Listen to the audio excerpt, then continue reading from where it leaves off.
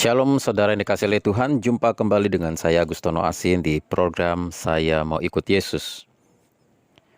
Kita masih akan membahas tema tentang rahasia hidup bahagia dan kita telah sampai pada seri yang ke-13. Dan di seri yang ke-13 ini, saya akan masuk kepada tema tentang kebahagiaan dalam rumah tangga, kebahagiaan dalam pernikahan. Dan nats yang akan saya angkat terambil dari Efesus pasal 5 ayat yang ke-33. Bagaimanapun juga, bagi kamu masing-masing berlaku, kasihilah istrimu seperti dirimu sendiri, dan istri hendaklah menghormati suaminya. Saudaraku, jika ingin hidup bahagia, seseorang harus memiliki pernikahan yang bahagia. Pernikahan yang tidak bahagia akan serasa tinggal di neraka. Sedangkan pernikahan yang bahagia membuat dunia serasa di surga. Bagi yang sudah menikah, pasti memahami hal ini. Saudara, ciri-ciri pernikahan yang tidak bahagia adalah selalu terjadi pertengkaran yang hebat, saling curiga, kadang-kadang terjadi kekerasan dalam rumah tangga, komunikasinya buruk, ya. Saya telah mempelajari bahwa semua ini seringkali disebabkan oleh pudarnya kasih, hilangnya rasa hormat di antara pasangan itu. Oleh sebab itu, Alkitab menasihatkan di dalam Efesus pasal 5 ayat 33 tadi, dikatakan bagaimanapun juga bagi kamu masing-masing berlaku, kasihilah istrimu seperti dirimu sendiri, dan istri hendaklah menghormati suaminya. Jadi Alkitab menasihatkan kepada pasangan suami istri, supaya hidup mereka bahagia di dalam rumah tangga, maka seorang suami harus mengasihi istrinya, sama seperti Kristus mengasihi jemaat, sama seperti seseorang mengasihi dirinya sendiri. Dan seorang istri harus menghormati suaminya. Nah, saudara yang terkasih, jadi ayat ini adalah rahasia rumah tangga yang bahagia. Ayat ini adalah ayat yang menekankan tentang apa yang harus kita lakukan, sikap yang benar di dalam rumah tangga kita supaya rumah tangga kita bisa bahagia. Saudara, apa rahasia rumah tangga yang bahagia sebenarnya? Sebenarnya banyak ya. Apa yang harus kita lakukan, bagaimana sikap kita di dalam pernikahan kita supaya rumah tangga bahagia itu sebenarnya banyak sekali hal yang faktor-faktor yang menentukan kebahagiaan. Tetapi saya hanya akan membagikan dua hal sesuai dengan teks yang kita baca tadi, yaitu kasihilah dan hormatilah. Kasihilah istrimu dan istri hormatilah suamimu. Dengan kata lain, saudara yang kasih oleh Tuhan, yang ingin saya bagikan di kesempatan ini, rahasia kebahagiaan dalam rumah tangga, yaitu bahwa jika kita ingin bahagia di dalam rumah tangga kita, dalam pernikahan kita, maka kita harus saling mengasihi dan saling menghormati. Ya. Suami dan istri harus saling mengasihi dan saling menghormati sesuai dengan teks yang kita baca tadi. Di dalam ayat ini, Rasul Paulus menasihatkan agar sepasang suami istri tidak kehilangan kasih. Suami jangan sampai kehilangan kasih kepada istri, istri juga jangan sampai kehilangan kasih kepada suami. Dan jangan sampai kehilangan rasa hormat. Terutama istri harus menghormati suaminya. Dan seorang suami juga harus menghormati istrinya.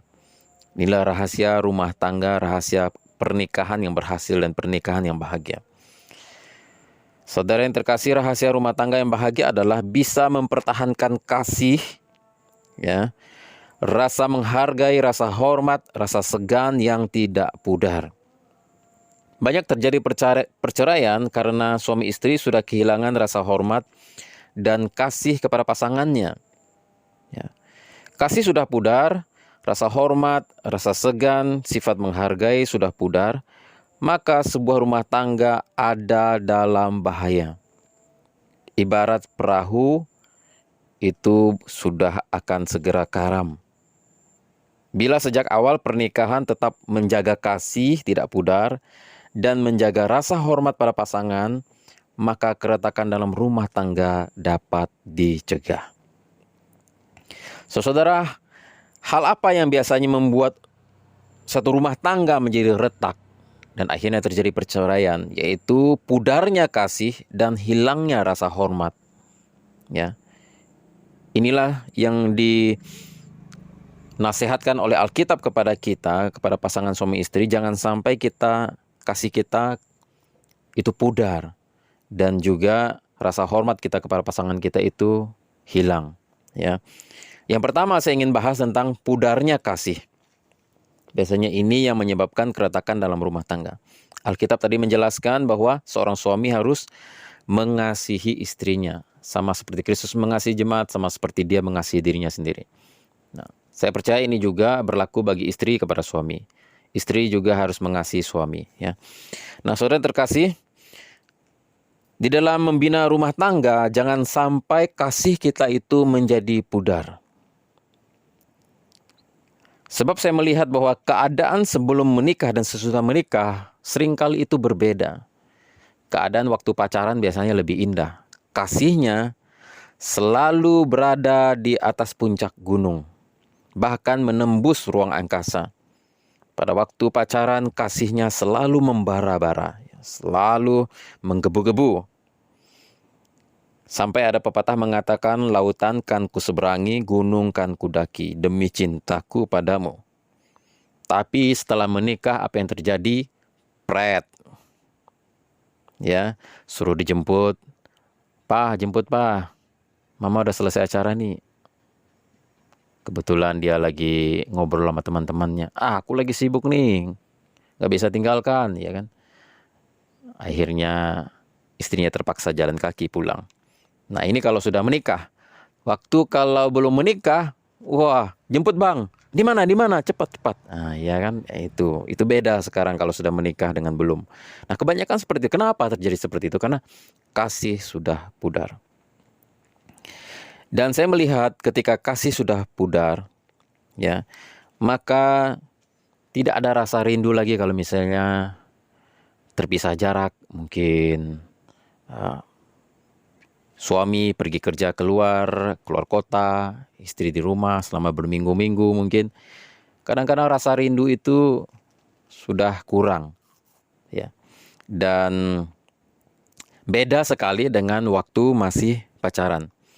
Kalau pacaran terpisah sebentar saja, wah itu sudah rasanya seperti apa ya. Sehingga kalau orang yang terpisah jarak, kalau waktu pacaran, lagu favoritnya itu lagu Run. Ya. Dering teleponmu membuatku tersenyum di pagi hari. Ya kan? Itu lagu orang yang pacaran itu. Canda tawamu apa tuh, kurang hafal saya. Aku di sini dan kau di sana. Ya. Kita memandang langit yang sama, jauh di mata namun dekat di hati, ya kan? Nah, saudara, orang pacaran biasanya lagu favoritnya seperti itu. Tapi kalau sudah menikah, apa yang terjadi? Lagu favoritnya adalah lagu Betaria Sonata. Pulangkan saja aku pada ibuku atau ayahku, ya kan? Itu lagu orang sudah menikah. Biasa seperti itu. Karena terlalu banyak konflik dalam rumah tangga sehingga tidak betah lagi dan pengen pulang ke rumah orang tua. So, saudara, biasanya berbeda pada waktu pacaran dan pada waktu sudah menikah. Kalau waktu pacaran, ya kasih masih menggebu-gebu, masih membara-membara, maka online terus. Ya, setiap saat, setiap waktu, kalau ada waktu nelpon terus. Lagi ngapain say? Si gadisnya bilang, lagi masak. 5 menit kemudian nelpon lagi. Nanya lagi, udah makan belum? Iya kan? 10 menit kemudian nelpon lagi, nanya lagi. Lagi ngapain say? Ya, saya lagi di WC beol. Aduh, ditanya terus lagi ngapain. Ya. Tapi sesudah menikah, apa yang terjadi? Kasih sudah pudar. Apa yang terjadi? Tidak pernah ditanyakan. Walaupun pergi jauh, keluar kota, kerja, nggak pernah tanya kondisi istri seperti apa, lagi ngapain, nggak pernah ditanya. Makanya pret, ya kan? Ya, begitulah kondisi kalau kasih sudah pudar. Nah, kalau begitu kasih masih menggebu-gebu seperti waktu pacaran ya. Setelah menikah beda. Apa yang terjadi kalau ditelepon sama istrinya? Ngapain sih kamu nelpon-nelpon terus? Gue ini sibuk tahu nggak? Udah dibilang kalau gue lagi kerja. Jangan nelpon-nelpon terus. Oke, titik. Paham? Understand? Ya, itu dia. Kalau udah nikah biasanya gitu. Padahal waktu pacaran dia terus yang nelponin sang pacar.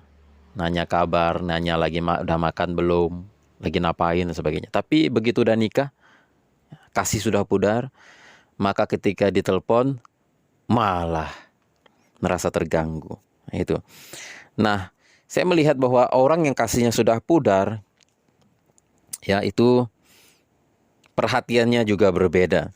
Ketika pacaran masih membara kasihnya, belum pudar, ya. Ketika pacarnya tersandung, wah perhatiannya minta ampun. Aduh say, kamu nggak apa-apa kan? Aduh, sini abang pijitkan kakinya. Wah, itu lagi pacaran, kasihnya belum pudar. Ini gimana nih, bengkak nih, aduh kita bawa ke rumah sakit ya. Waduh lebay saudara, buset dah perhatiannya minta ampun, pret.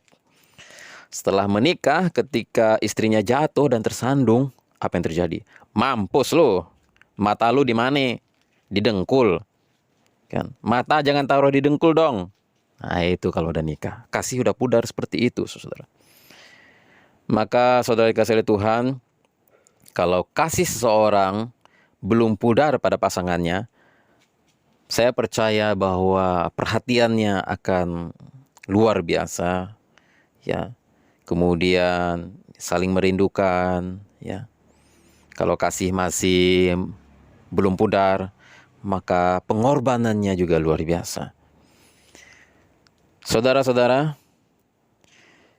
apa yang menyebabkan keretakan dalam rumah tangga lagi selain pudarnya kasih, yaitu pudarnya rasa menghargai, rasa hormat, dan rasa segan. Oleh sebab itu di dalam ayat ini, Rasul Paulus mengingatkan terutama kepada istri, hormatilah suamimu. Hormatilah suamimu. Nah, pasangan suami istri kalau mau bahagia harus saling menghormati.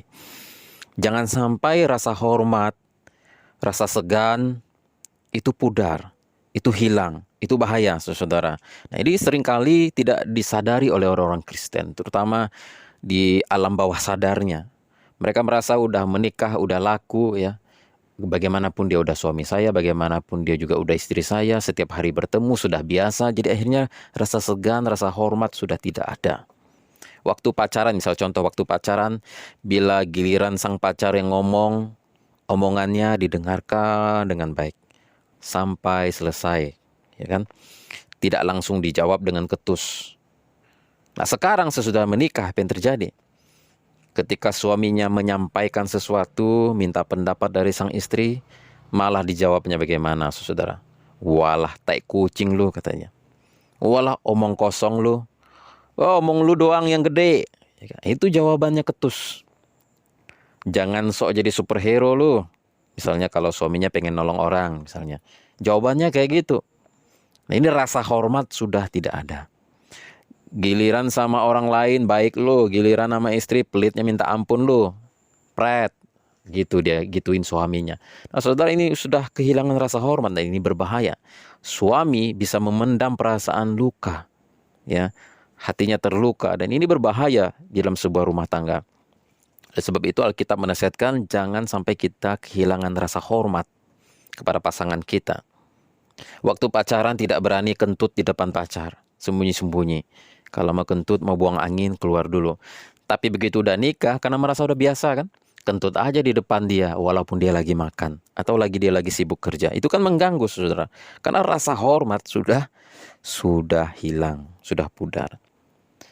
Atau misalnya contoh, ya, waktu pacaran, ya, ramahnya minta ampun, lemah lembutnya minta ampun, ya, engge, ngangguk-ngangguk, mangut-mangut, ya kan.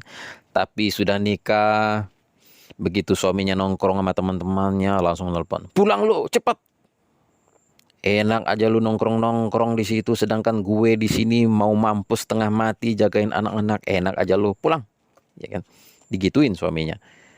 Kemudian kalau suaminya tidak pulang juga, dia datangin teman-temannya, dia samperin, kemudian dia cubit telinganya, dia marahin di depan orang. Bahkan ada teman saya yang ketika dia nongkrong dengan teman-temannya itu disiram kepalanya itu dengan air. Waduh, akhirnya mereka cerai, saudara.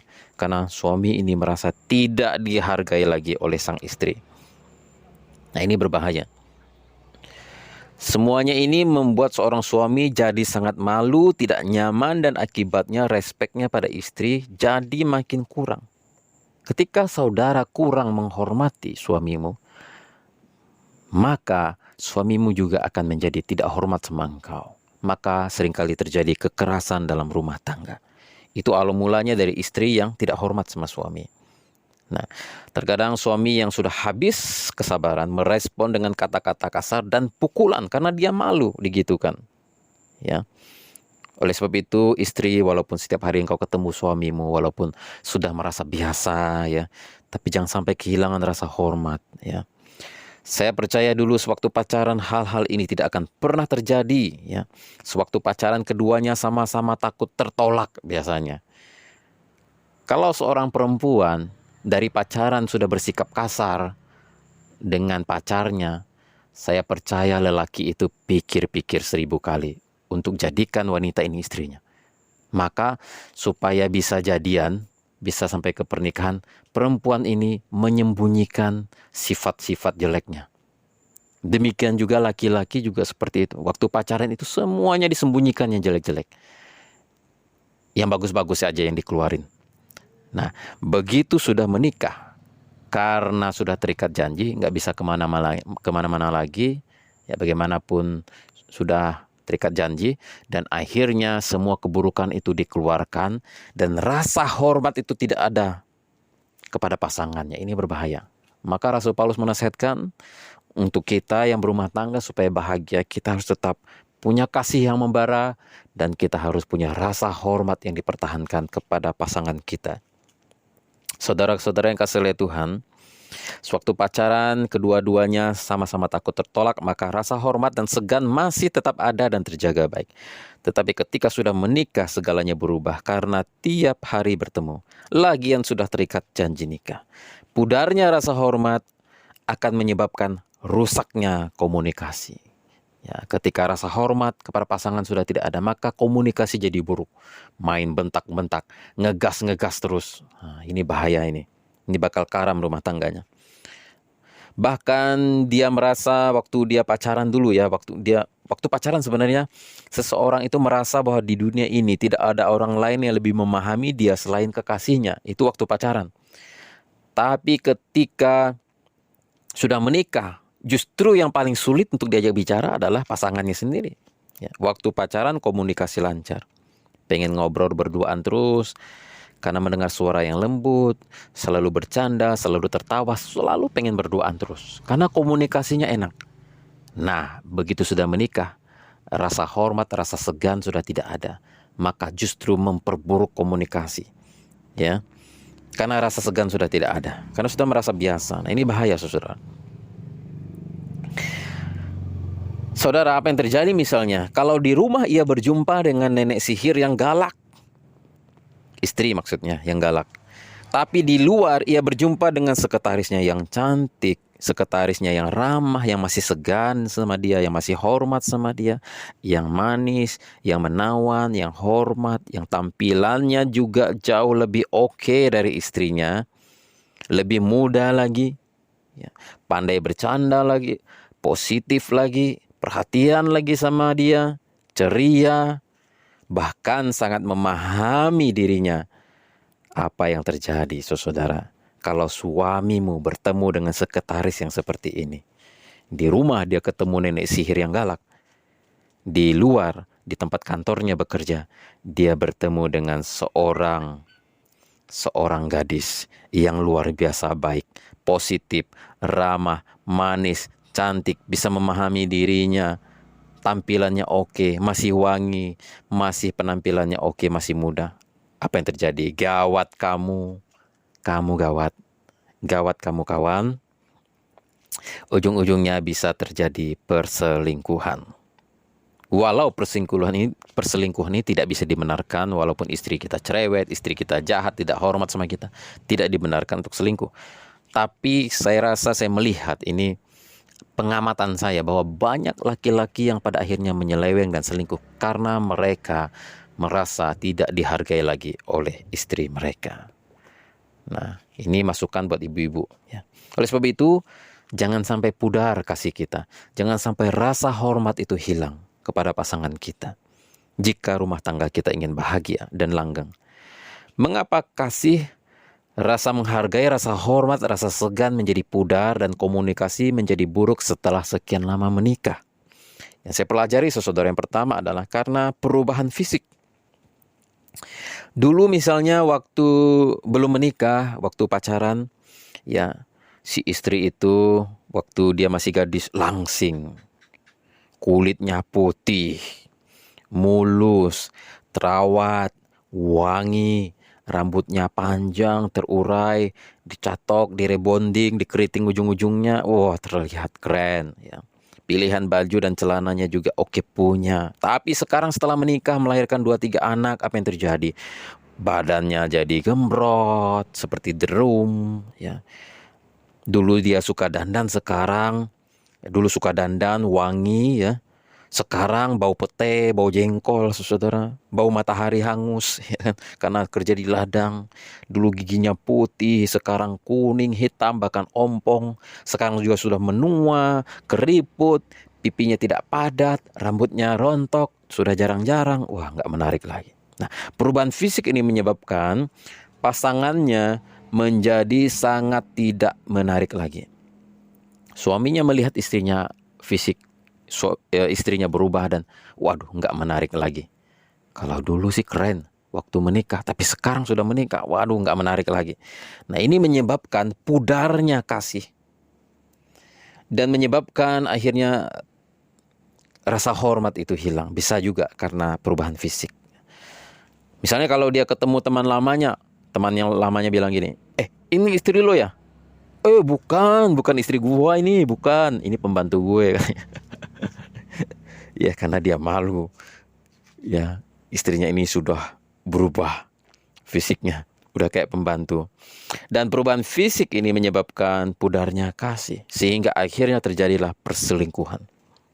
Makanya ibu-ibu, rawatlah dirimu dengan baik. Ya, tetaplah dandan sewajarnya sesuai dengan kemampuan kantong ya. Ya, jangan paksa-paksa juga dandan yang tidak wajar. Dan juga dandan kelebihan juga nggak enak dilihat mata. Ya, saya sebagai seorang pria tidak suka wanita yang terlalu banyak dandan ya. Nah, jangan mentang-mentang sudah laku, penampilan sembarangan aja ya. Pagi-pagi pakai daster, rambut digulung-gulung. Sampai siang jam 11, sampai jam 12, sampai sore pakai daster terus. Aduh, nggak enak dilihat mata, saudara. Nah, saya mau kasih tahu saudara bahwa laki-laki itu kelemahannya adalah matanya. Kalau dia melihat gadis yang cantik, waduh, itu matanya itu adalah kelemahannya. Sehingga suatu ketika kami komsel di satu gereja, ya, ada seorang teman saya bilang gini, "Kenapa ya kalau kita laki-laki melihat seorang gadis cantik lewat," katanya, "kok kepala kita langsung geleng gini noleh ya?" Nggak tahu, saya bilang. Ini pengakuan dia ya. Solusinya apa ya? Ya, solusinya apa? Solusinya ya jangan dilihat. Ya, itulah solusinya. Nah, kelemahan laki-laki adalah matanya. Nah, kalau dia lihat di dalam rumah istrinya, waduh, nggak pernah dandan, bau pete, bau jengkol, seharian pakai daster, waduh, nggak menarik, saudara. Makanya dia lirik yang lain di luar. Nah, ini berbahaya, saudara. Makanya oleh sebab itu, yang bisa menyebabkan kasih menjadi pudar adalah, rasa hormat menjadi pudar adalah perubahan fisik. Ini makanya harus rawat diri baik-baik ya. Dan kemudian yang kedua yang menyebabkan pudarnya kasih dan rasa hormat itu karena semuanya sudah serba biasa. Karena ketemu setiap hari maka semuanya menjadi biasa. Setelah menikah, tiap hari ketemu, lama-lama jadi bosan. Pagi ketemu dia lagi, bangun tidur ketemu dia lagi, siang ketemu dia lagi, sore malam dia lagi, ya kan. Dulu kalau ketemu dia jantung empot-empotan, grogi, salah tingkah, ngomong itu terbata-bata, malu-malu, muka itu merah merona-rona kemerahan ya kalau lihat pacarnya datang. Ya, jantung berdebar-debar, duk dak duk dak duk dak duk. Ini kan namanya cinta. Inikah cinta? Nah, itu kan. Jadi itu dulu. Tapi sekarang kan tiap hari ketemu. Ya.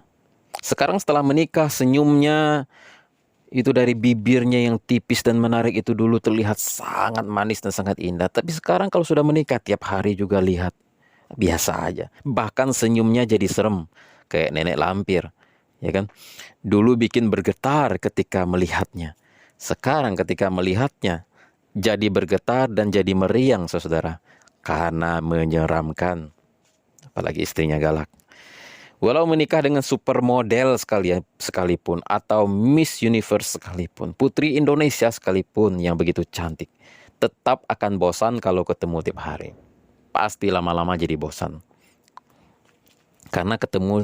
Karena setiap hari semuanya serba biasa jadinya. Nah, inilah menyebabkan akhirnya kasih jadi pudar. Karena serba biasa. Dan kemudian yang ketiga, apa yang biasanya saya lihat menyebabkan pudarnya kasih dan rasa hormat. Karena kelemahannya ketahuan makin hari makin banyak. Kelemahannya makin menonjol. Makin buat jengkel. Contoh misalnya, suami saya sih memang ganteng sih.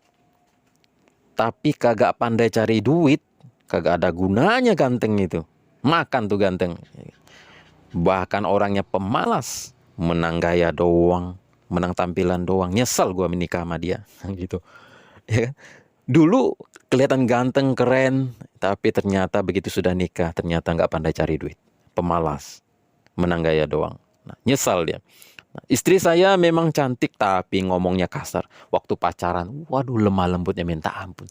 Dibilang apapun nurut. Enggak. Tapi begitu sudah nikah minta ampun. Waduh, ampun Bang Jago. Ya kan, gak sanggup sama istri gua. Galak daripada nenek sihir. Ketahuan kelemahannya setelah nikah. Waktu pacaran saya kira dia orang jujur. Wajahnya lugu. Tapi ternyata bohongnya minta ampun deh. Bohong terus sama gua. Waduh. Nah ini waktu pacaran tidak ketahuan, tapi begitu menikah baru ketahuan. Maka ketika kelemahan-kelemahan ini terekspos dan diketahui, maka kasih menjadi pudar. Respect itu menjadi hilang. Dan yang keempat, apa yang menyebabkan kasih jadi pudar dan rasa hormat itu jadi hilang? Karena memperalat ayat yang melarang perceraian. Kita tahu bahwa di dalam Alkitab, di dalam perjanjian baru khususnya Tuhan Yesus memperbaharui aturan-aturan pernikahan, yaitu bahwa tidak boleh ada perceraian kecuali karena zina. Jika bercerai karena menikah pun, maksud saya ketika bercerai karena perzinahan pun itu tidak boleh menikah lagi. Nah, itu artinya memang betul-betul tidak boleh bercerai. Kalau boleh saling mengampuni dan kembali lagi. Nah, saudara yang terkasih itu yang dikasih oleh Tuhan, kadang-kadang orang Kristen secara alam bawah sadar mereka itu memperalat ayat ini bahwa dalam kekristenan tidak boleh ada perceraian. Maka karena suami saya tidak akan mungkin menceraikan saya, ya, karena harus tunduk pada hukum firman Tuhan ini, maka saya bikin dia malu, saya injek-injek harga dirinya juga nggak apa-apa, toh dia nggak akan ceraikan saya. Nah, ini berbahaya. Toh kami sudah terikat dengan janji. Firman Tuhan kan melarang perceraian. Dia kagak berani menceraikan saya. Hanya karena saya ngomel-ngomelin dia setiap hari. Hal ini sering terjadi di alam bawah sadar pasangan Kristen. Jadi saya injak-injak itu harga dirinya, nggak akan apa-apa. Kan tidak boleh cerai. Banyak orang memperlakukan pasangannya semena-mena karena bersembunyi di balik ayat yang melarang perceraian. Beda dengan wanita dari agama lain, mereka lebih hormat dan segan pada suaminya karena takut apa? Takut dipoligami. Nah, kalau istrinya macam-macam, tinggal suaminya cari yang lain. Itu dia takut sekali, makanya dia hormat sekali sama suaminya. Nah, apakah kita harus seperti itu? Tidak, saudara. Nah, saudara, kita harus hormat sama suami kita. Jangan karena takut dipoligami. Dan kita jangan sampai tidak hormat pada suami kita, karena suami kita tidak mungkin menceraikan kita karena Alkitab melarang. Oh, jangan berpikir seperti itu, saudara. Ya, maka jangan bersembunyi di balik ayat yang melarang perceraian.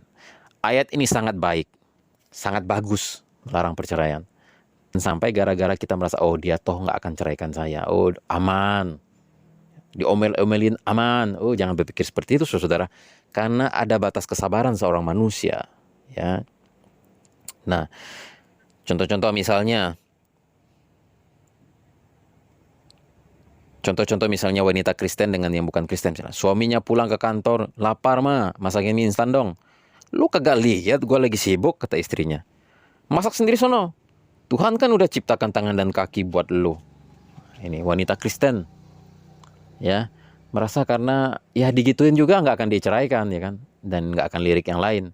Tapi kalau wanita yang bukan Kristen, dia takut dipoligami. Begitu suaminya pulang, dia langsung sebaik-baiknya servis suaminya. Pak, mau minum teh, kopi, mau makan apa, dimasakin, dipanaskan, dan sebagainya. Ya, mau diurut, dipijit, langsung servis yang istimewa. Karena takut dipoligami. Nah, orang Kristen sebenarnya harus bangga bahwa firman Tuhan melarang perceraian. Harus bangga. Tapi jangan kita memanfaatkan ayat ini untuk menginjak-injak suami kita. Atau suami menginjak-injak sang istri. Ya, harus tetap menghargai, menghormati, kasih servis yang terbaik. Ya. Nah, saya lihat lagi saudara bahwa apa yang menyebabkan pada akhirnya kasih menjadi pudar dan kemudian rasa hormat menjadi hilang. Karena kejamnya waktu. Waktu terus bergulir, ya. Waktu terus berjalan, dan semasa pacaran dan di awal pernikahan rasa saling hormat, ya, kasih itu masih terjaga dengan baik. Kasih masih hangat, belum pudar, komunikasi masih lancar. Namun seiring berjalannya waktu, memasuki usia pernikahan 3, ke 5 sampai ke 10, wah itu berat, saudara. Karena apa? Karena sudah mulai bosan. Karena sudah mulai muncul banyak sekali kelemahan-kelemahan yang akhirnya kita ketahui. Nah ini, waktu itu sangat kejam. Ya. Pada akhirnya kasih menjadi pudar, rasa hormat menjadi hilang karena kejamnya waktu. Waktu itu seolah-olah memunculkan kelemahan-kelemahan semakin hari semakin banyak, kelemahan pasangannya. Dan membuat kasih makin menjadi berkurang dan menjadi berkurang, dan rasa hormat kepada pasangannya menjadi berkurang. Waktu itu sangat kejam, bisa merubah segalanya. Merubah kasih yang hangat menjadi dingin, rasa hormat menjadi meremehkan, yang cantik jadi keriput, rambut yang terurai panjang menjadi rontok, kaki yang kuat jadi lumpuh, wajah yang cantik menjadi penuh dengan luka bakar karena mungkin terkena api atau siraman minyak, ya, air panas, air keras, ya. Yang dulu begitu perkasa, seorang pria yang gagah perkasa, tampan dan keren menjadi letoy loyo duduk di kursi roda karena mengalami kecelakaan atau karena mengalami sakit parah. Nah, waktu juga bisa mengubah orang yang kaya di awal pernikahan mungkin karena warisan orang tua, akhirnya menjadi miskin di masa yang akan datang. Nah, itu bisa membuat orang kasihnya pudar. Seorang gadis, seorang perempuan bisa meninggalkan sang pria itu karena perubahan situasi. Bagaimana sekarang? Apakah Anda masih tetap mengasihi pasangan Anda dalam keadaan semacam ini? Misalnya, istrimu sakit parah, suamimu sakit parah. Yang dulu gagah sekarang di kursi roda. Nah, perubahan-perubahan ini terjadi karena berjalannya waktu. Sudah beda dengan pada masa awal pacaran. Dan sudah beda pada masa kini setelah menikah. Oleh sebab itu, apa yang membuat orang bisa tetap bertahan dalam pernikahannya dan tetap bahagia dan kasihnya tidak pudar ketika mengalami banyak perubahan dari pasangannya yang disebabkan oleh kejamnya waktu, ya, apa yang bisa membuat orang tetap bertahan? Jawabannya adalah cinta yang sejati. Dan kasih yang sejati itu adalah kasih Yesus. Kasih Yesus harus dimiliki oleh setiap pasangan. Dikatakan dalam ayat 32, rahasia ini besar, tetapi yang aku maksudkan ialah hubungan Kristus dan jemaat. Bagaimana hubungan Kristus dan jemaat? Kristus itu mengasihi jemaat, ya, sampai rela mati bagi jemaatnya, bagi umatnya, bagi anak-anaknya, bagi orang yang percaya kepadanya. Nah, teladanilah kasih Kristus, saudara. Kasih Kristus adalah kasih yang sejati.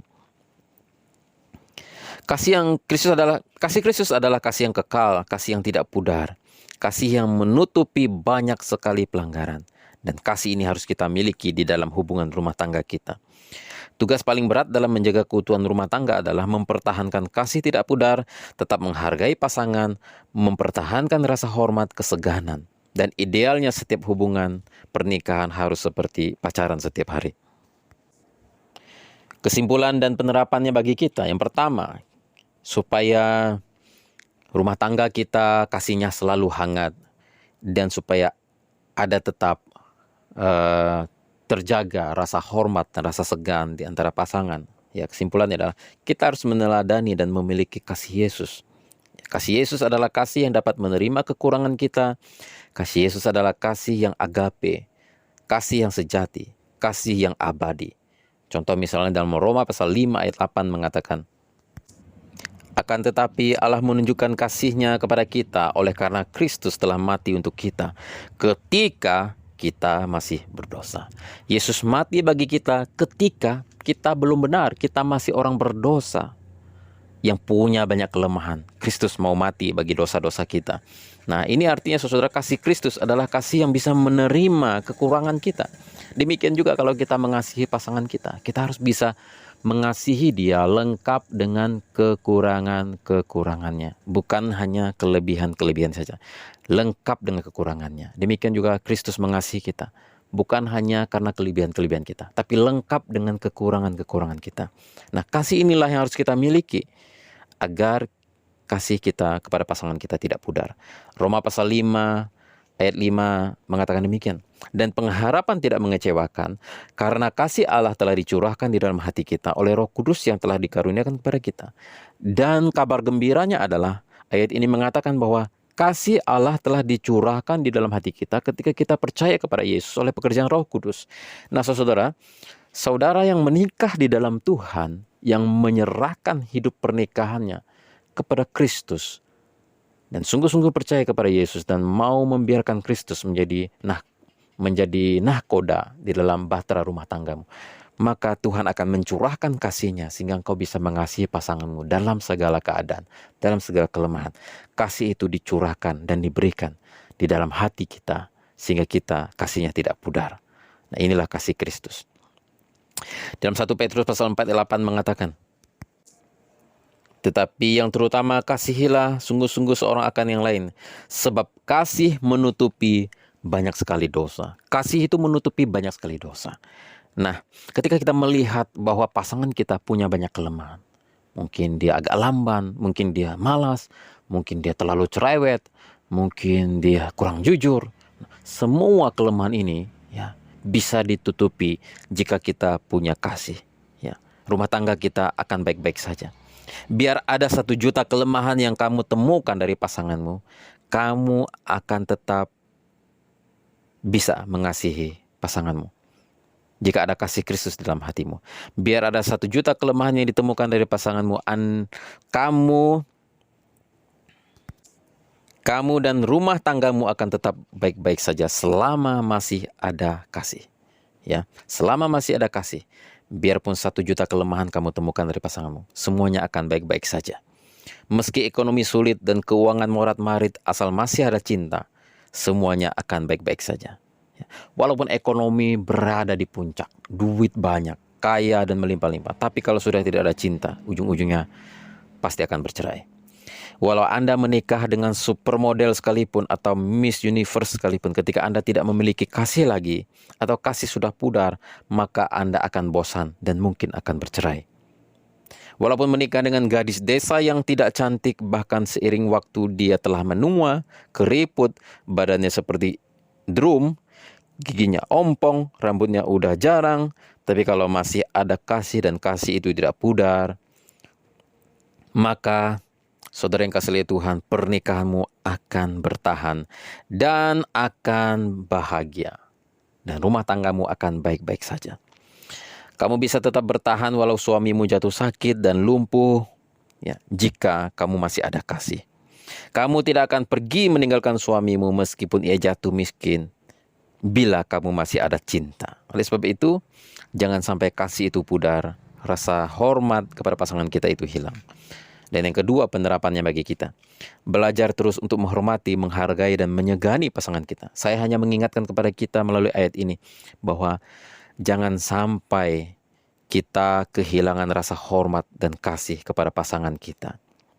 Jangan gara-gara saking dekatnya dan sudah biasanya kita menjadi bablas dan kehilangan rasa hormat. Selalu ingat untuk memperlakukan pasangan Anda dengan sopan, walau kadang-kadang agak sedikit kaku, tidak apa-apa. Dan yang ketiga, ingatlah senantiasa komitmen janji pernikahan Anda di hadapan Tuhan.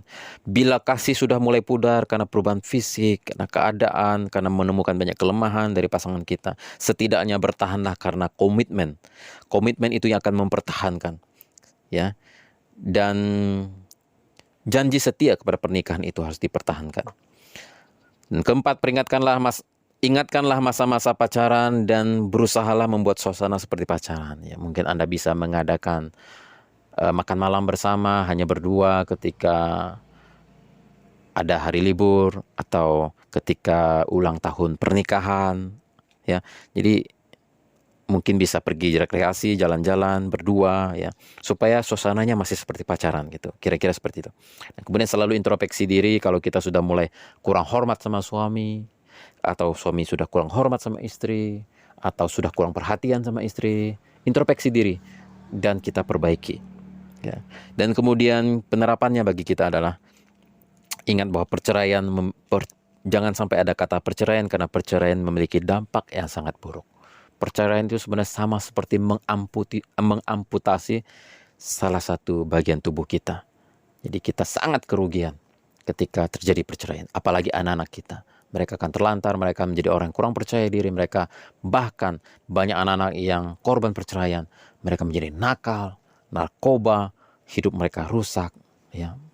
Mereka menjadi orang-orang yang kehilangan identitas dan mencari jati dirinya.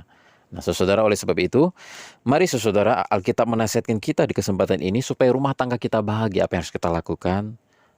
Ya, mari tetap saling mengasihi dan saling menghormati. Hendaklah seorang suami mengasihi istrinya sama seperti Kristus mengasihi jemaat dan sama seperti dia mengasihi dirinya sendiri. Hendaklah seorang istri menghormati suaminya, senantiasa menaruh rasa hormat. Ya. Demikianlah firman Tuhan yang saya dapat bagikan kepada kita di kesempatan ini. Tuhan Yesus memberkati. Sampai jumpa di episode yang akan datang. Di episode yang akan datang, di seri yang akan datang, saya akan bahas tentang istri-istri dan kemudian tentang suami-suami. Bagaimana cara bersikap kepada pasangan kita supaya rumah tangga kita jadi bahagia. Haleluya.